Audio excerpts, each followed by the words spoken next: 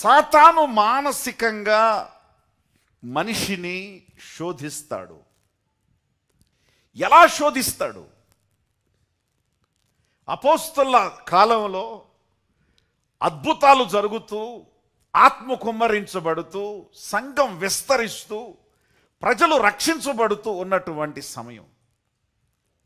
అందరూ కూడా స్వార్థాన్ని విడిచిపెట్టి అందరూ మనం కలిసికట్టుగా ఉందామని చెప్పి అనుకుని, ధనికులు కానీ పేదవాళ్ళని లెక్క లేకుండా, ధనికులు ఆస్తులు అమ్మేసి పేదవాళ్ళకు పంచి అందరూ కలిసి ఒకే చోట భోజనం చేస్తూ, యూదుడని, గ్రీసు దేశస్థుడని, అన్యుడని, సమరయుడని ఏ విధమైనటువంటి వ్యత్యాసం లేకుండా సంఘం నడుస్తున్నటువంటి సమయం. సంఘస్థుల్లో గొప్ప ప్రేరేపణ. రూపాయి చందా వేయటానికి ఆలోచించేవాడు, చందా వేద్దామా లేకపోతే ఫస్ట్ తారీఖు వేద్దామా అని చెప్పి ఆలోచించేవాడు ఏం చేస్తున్నారంట? ఆస్తులు అమ్మేసి తీసుకొచ్చి దేవుని పాదాల దగ్గర పెడుతున్న సమయం అది. భార్యాభర్తలు వీళ్ళు కూడా చక్కగా వాక్యం విన్నారు, రక్షించబడ్డారు, బాప్తిసం పొందారు. వీళ్ళు కూడా ఆస్తులు అమ్మేయటానికి స్థిరమైన బలమైన నిర్ణయాన్ని తీసుకున్నారు.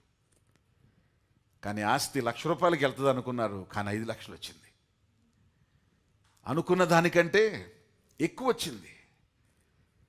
అననయ్య అన్నాడు, మనం 1,00,000 అనుకున్నాం, కానీ ఎంత వచ్చింది?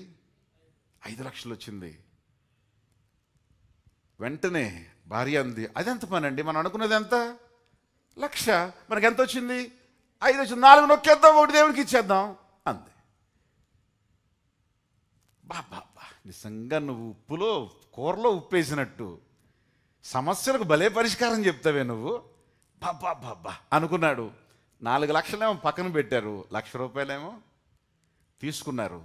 జాగ్రత్త, ఆ పేతురు పైకి చూడ్డు, లోన్ చూస్తూ ఉంటాడు. కనబడినీయకుండా జాగ్రత్తగా నువ్వు నటించే విషయం కానీ మాట్లాడే విషయం కానీ ఎక్కడ దొరకకుండా, మన ఇద్దరు ఒకటే చెప్పాలి, గుర్తుందా అన్నాడు. ఎంతకన్నా? 1,00,000కే అమ్మాం.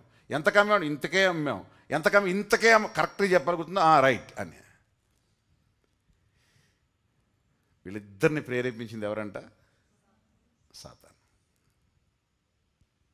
వీళ్ళిద్దరిని దేవునికి ఇద్దాం అనుకున్న దాన్ని, తీర్మానం తీసుకున్న దాన్ని, నిర్ణయం చేసిన దాన్ని దేవునికి ఇవ్వకుండా దొంగిలించేటట్టు చేసింది సాతాను.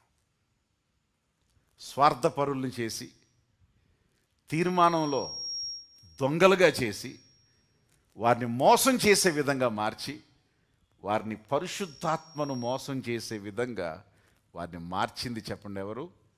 సాతాను. ఆ విషయాన్ని వాళ్ళు గుర్తించలేకపోయారు. మనం అనుకున్నాం, స్థలం ఇచ్చేద్దాం అనుకున్నాం, స్థలం మీద ఎంత ఇస్తే అంత ఇచ్చేద్దాం అనుకున్నాం. అని ఎక్కువ వచ్చినా తక్కువ వచ్చినా మంది కాదు, మనకంటూ వద్దనుకున్నాం. అందరూ మన వాళ్ళు అనుకున్నాం, సంఘానికి ఇచ్చేద్దాం అనుకున్నాం. ఎక్కువ వచ్చినా తక్కువ వచ్చినా మన నిర్ణయమే మన నిర్ణయం అనేటువంటి ఆలోచన వాళ్ళకి రాలా.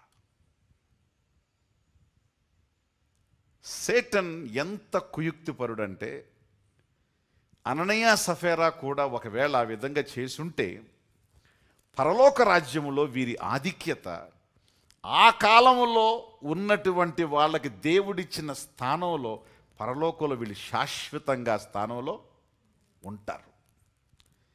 ఏ విధంగా నిన్ను ఆధిక్యత నుంచి పడేయాలి, ఏ విధంగా నిన్ను స్థితి నుంచి, ఉన్నత స్థితి నుంచి పడేయాలి, ఏ విధంగా నిన్ను గౌరవం నుంచి పడవేయాలి, ఏ విధంగా నువ్వు కలిగి ఉన్నటువంటి సంతోషం నుంచి, సుఖం నుంచి, ఆధిక్యత నుంచి, పరిశుద్ధత నుంచి, భక్తి నుంచి, ప్రార్థన నుంచి, నీకున్న గుర్తింపు నుంచి నిన్ను పడేయాలి అంటే ఎలా పడవేయాలో వాడు ఆలోచించి నీకు ఒక సెట్టింగ్ వాడు పెడతాడు.